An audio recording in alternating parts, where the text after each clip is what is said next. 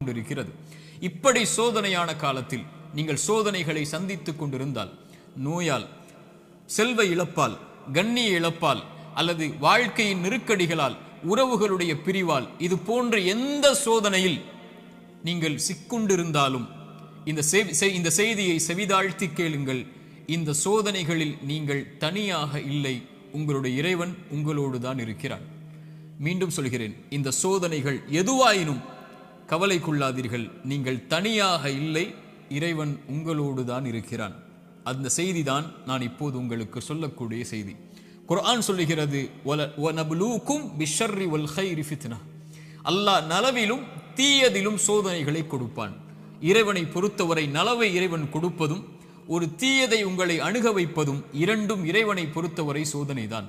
உலகத்தை படைத்து மனிதர்களை இந்த உலகத்திலே அனுப்பும் போதே இறைவன் கூறிவிடுகிறான், வலனபுலுவன்னக்கும், நிச்சயமாக திட்டமாக நான் உங்களை சோதித்தே தீருவேன். பசியை கொண்டு சோதிப்பேன், பயத்தை கொண்டு சோதிப்பேன், செல்வ இழப்புகளை கொண்டு சோதிப்பேன், தொழிலின் நஷ்டத்தை கொண்டு சோதிப்பேன், உயிரிழப்புகளை கொண்டு உங்களை நான் சோதிப்பேன் என்று இறைவன் சோதித்தே தீருவான் என்று கூறிதான் மனித இனத்தை இந்த பூமியிலேயே அனுப்பி இருக்கிறான். இந்த பூமியிலேயே சோதனைகளில் இருந்து நீங்கி ஒரு சமூகம் வாழ வேண்டும் என்றால் அவர்கள் யாராக இருப்பார்கள் தெரியுமா? நபிமார்கள், இறை தூதர்கள்.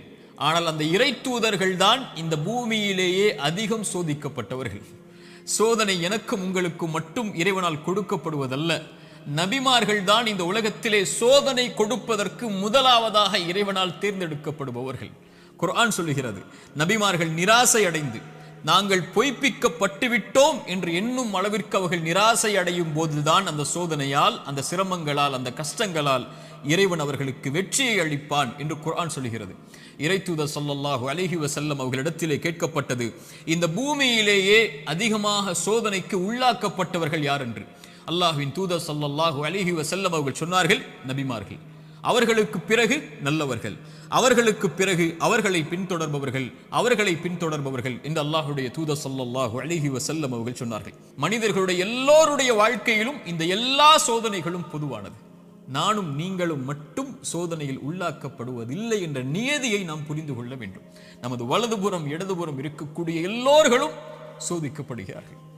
இப்போது பாருங்கள், பலஸ்தீனிலே முஸ்லிம்கள் படக்கூடிய பிரச்சனைகள், அவர்கள் சந்திக்கக்கூடிய சிரமங்கள், அவர்கள் சந்திக்கக்கூடிய உயிரிழப்புகள், பசியால் வாடக்கூடிய மனிதர்கள் நமக்கு முன்னால் வாழ்ந்து கொண்டிருக்கிறார்கள். தண்ணீர் கிடைக்காமல் தாகத்திலே கடல் நீரை குடிக்கக்கூடிய மக்கள் இன்று பலஸ்தீனிலே உண்டு. பசியால் புல்லை, விலங்கினங்களுடைய கழிவை சாப்பிடக்கூடிய மக்களாக இன்று பலஸ்தீன் மக்கள் பசியால் தாகத்தால் வாடுகிறார்கள். மனைவி இல்லை, குழந்தைகள் இல்லை, கணவன் இல்லை, உறவுகள் இல்லை. ஒரு கடைக்கு சென்று திரும்பி வந்த பெண்ணுக்கு குடும்பம் முழுக்க மண்ணில் புதைந்திருக்கிறது.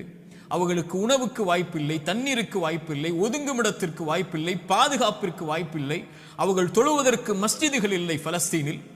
இந்த சோதனைகளுக்கு முன்னால் எல்லாம் என்னையும் உங்களையும் நிறுத்தி பாருங்கள். நம் சோதனைகள் எல்லாம் ஏமாத்திரம். என்ன அளவு சோதனைகளை சந்திக்கிறோம். இப்படி மனித இனத்தில் அல்லாஹ் அவன் நாடியவர்களை அவன் நாடிய அளவு சோதனைகளை கொடுத்து நெருக்கிக் கொண்டே இருப்பான். இந்த சோதனையில் இருக்கக்கூடிய எனக்கும் உங்களுக்கும் குர்ஆனும் சுன்னாவும் சொல்லக்கூடிய மருந்துகள் என்ன தெரியுமா? முதலாவது மருந்து எடுத்துக்கொள்வோம், அல் ஈமானு பில் கதரி கைரிஹி வ ஷர்ரிஹி. நன்மையாயினும் தீயதாயினும் எதுவாயினும் என் இறைவனின் புறத்திலிருந்துதான் என்னை வந்தடைகிறது.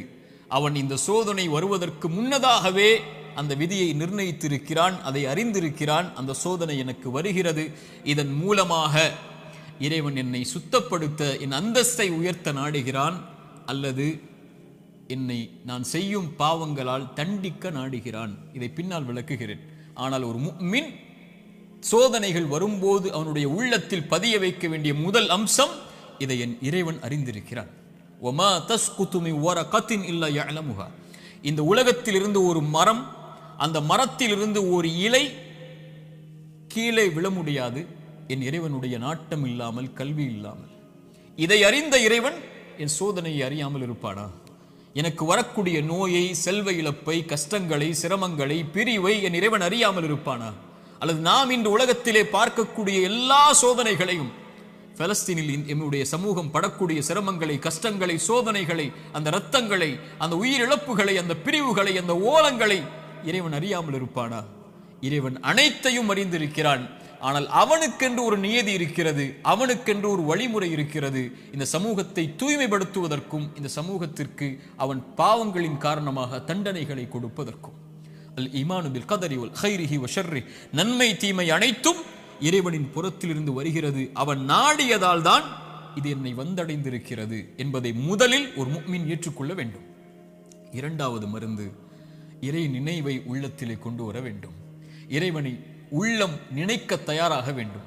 உள்ளத்தின் நோய்க்கு மிகப்பெரிய மருந்து அலா பிதிக்ரில்லாஹி தத்மஇன்னுல் குலூப். உள்ளத்தின் நிம்மதியை அல்லாஹ் திக்ரில் வைத்திருக்கிறான், அவனுடைய நினைவில் வைத்திருக்கிறான். ரப்பை ஒருவன் சோதனையில் நினைத்தால் ஃபத்குருனி ஃபத்குரூனி அத்குருக்கும், ஃபத்குரூனி அத்குருக்கும், என்னை நினையுங்கள். ரப்பு சொல்லுகிறான், உங்களை படைத்தவன் சொல்லுகிறான், உங்களை பரிபாலிப்பவன் சொல்லுகிறான், அத்குருக்கும், உங்களை நான் நினைக்கிறேன். அல்லாஹ் அக்பர். அல்லாஹ் நினைத்து விட்டால் உங்களுடைய சோதனைகள் எல்லாம் எம்மாத்திரம் அவனுக்கு நீக்குவதற்கு. உங்கள் நோயில் இறைவன் உங்களை நினைத்து விட்டால் அவனை தவிர வேறு யார் உங்களுக்கு மருந்தை கொடுத்து அந்த நோயை நீக்க முடியும்? செல்வ இழப்பை நீக்க முடியும், பிரிவுடைய கவலைகளை நீக்க முடியும், வாழ்வின் பிரச்சனைகளை நீக்க முடியும். அல்லாஹ்வுடைய தூதர் ஸல்லல்லாஹு அலைஹி வஸல்லம் சொன்னார்கள், அல்லாஹ் கூறுவதாக, ஒரு அடியான் என்னை எப்படி நினைக்கிறானோ அது போன்றே நானும் அவனை நினைக்கிறேன்.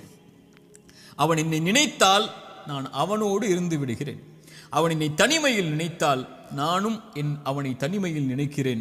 அவன் ஒரு கூட்டத்தில் என்னை நினைவு கூர்ந்தால் அவன் நினைவு கூறக்கூடிய கூட்டத்தை விட சிறந்த கூட்டத்தில் நான் அவனை நினைவு கூறுகிறேன் என்று அல்லாஹ்வுடைய தூதர் ஸல்லல்லாஹு அலைஹி வஸல்லம் அல்லாஹ் கூறுவதாக சொன்னார்கள். அவன் தனிமையில் அவன் நினைத்தால் என்னை, நான் அவனை தனிமையில் நினைக்கிறேன். என்னை நினைத்தால் நான் அவனோடு தான் இருக்கிறேன் என்று அல்லாஹ் கூறுகிறான். அல்லாஹ் உங்களோடு இருந்தால் ஏன் கவலை? அல்லாஹ் உங்களோடு இருந்தால் ஏன் பிரச்சனைகள்? அல்லாஹ் உங்களோடு இருந்தால் ஏன் சிரமங்கள்? அல்லாஹ்வை நேசிக்கக்கூடிய அடியார்களுக்கு லா ஹவுஃபுன் அலைஹிம் வலா ஹும் யஹ்ஸனூன், அவர்கள் கவலை கொள்ள மாட்டார்கள், அவர்கள் பயம் கொள்ள மாட்டார்கள். அவர்களுடைய உள்ளம் அல்லாஹ்வின் நினைவால் நிரம்பி இருக்கும் போது இறைவன் கொடுத்த கவலை, இறைவன் கொடுத்த சோதனை, அவன் எனக்கு ஒன்றை நாடுகிறான், இதில் நான் நலவை முயற்சி செய்து முன்னேறுகிறேன், என்ன சோதனையாயினும் அவன் எனக்கு நீக்குவான் என்ற நம்பிக்கையில் ஒரு முஃமின் முன்னேறுவான். ஒரு பாவி இறைவனை குறை கூறி பின்னால் வந்து விடுவான், இறைவனை மறந்து பின்னால் சென்று விடுவான், இறைவனை ஏசி அல்லது சபித்து நீ எல்லாம் இறைவனா என்று சோதனையில் அவனை தூற்றிவிட்டு பின்னால் வந்து விடுவான். ஒரு முஃமின் அவனை அதிகம் அதிகம் நினைவு கூறுவதற்கு தயாராகுவான். மூன்றாவது துஆ, அவனை அழைக்க வேண்டும், நினைத்த இறைவனை அழைக்க வேண்டும். அழைப்பதுதான் சோதனைகளை நீக்கும். கரம் ஏந்தி உங்களுடைய சோதனைகளை முறையிட்டு நீங்கள் அல்லாஹ்வை அழைக்காமல் சோதனை நீங்கும் என்று நினைப்பது பகலில் கனவு காண்பது தான், நடக்கவே நடக்காது. இறைவனை அழைத்தால் தான் சோதனைகள் நீங்கும். நபிமார்கள் அழைத்தார்கள், நபி யூனுஸ் அழைத்தார்கள் அல்லாஹ்வை, லா இலாஹ இல்லா அன்த சுப்ஹானக் இன்னி குன்து மினல் ஸாலிமீன். உறவுகளை விட்டு நீங்கி, உலகத்தை விட்டு நீங்கி செய்த ஒரு சிறிய தவறால் மீன் வயிற்றில் அகப்பட்டு இருளில் கிடக்கக்கூடிய ஒரு நபி, அவர்களுக்கு தெரியும் இந்த இருளில் இருந்து யாரும் என்னை நீக்க முடியாது, என்னை விளக்கி கொண்டு வர முடியாது, மீன் வயிற்றுடைய இருள் சூழ்ந்திருக்கிறது. உங்களுடைய வாழ்க்கையும் இருளால் சூழப்பட்டிருந்தால் அல்லாஹ்வுடைய தூதர் சொன்னார்கள், யூனுஸ் அழைத்த அந்த பிரார்த்தனையை நீங்களும் அழையுங்கள், அல்லாஹ் உங்களையும் அந்த பிரச்சனையில் இருந்து நீக்குவான். லா இலாஹ இல்லா அன்த சுப்ஹானக், வணக்கத்துக்குரிய இறைவனை, உன்னை தவிர வணங்க தகுதியானவன் யாரும் இல்லை, நீ பரிசுத்தமானவன். இன்னி குன்து மினல் ஸாலிமீன், நான் அநீதம் செய்பவன் யா அல்லாஹ், அநீதத்திற்கு உள்ளானவன் யா அல்லாஹ், எனக்கு இந்த சோதனைகளை நீக்கு யா அல்லாஹ் என்று அவன் கேட்பான். அல்லாஹ் அந்த சோதனையை நீக்குவான். நான் செய்த பாவத்தால் எனக்கு இந்த சோதனை என்றால் இதோ விடுகிறேன் யா அல்லாஹ், நீக்கு யா அல்லாஹ். நபி யூனுஸ் அழைத்தார், அல்லாஹ் நீக்கினான். நபி மூசா அழைத்தார், அல்லாஹ் நீக்கினான். நபி இப்ராஹிம் அழைத்தார்கள், அல்லாஹ் நீக்கினான். நபி தாவூத் அழைத்தார்கள், அல்லாஹ் நீக்கினான். நபி நூஹ் அழைத்தார்கள், அல்லாஹ் நீக்கினான். நபி ஜக்கரியா அழைத்தார்கள், அல்லாஹ் நீக்கினான். நபி அய்யூப் அழைத்தார்கள், அல்லாஹ் நீக்கினான். முஹம்மது ரசூலுல்லாஹ் ஸல்லல்லாஹு அலைஹி வஸல்லம் அழைத்தார்கள், அல்லாஹ் நீக்கினான். நாம் அழைத்தோமா அல்லாஹ்வை? நாம் கேட்டோமா அல்லாஹ்விடத்தில்?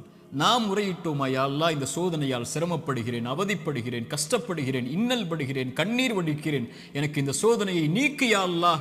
என் பாவத்தின் மூலமாக வந்திருந்தால் இதோ இந்த பாவங்களை விட்டு விலகி வருகிறேன் யா அல்லாஹ், என் கவலையை நீக்கு என்று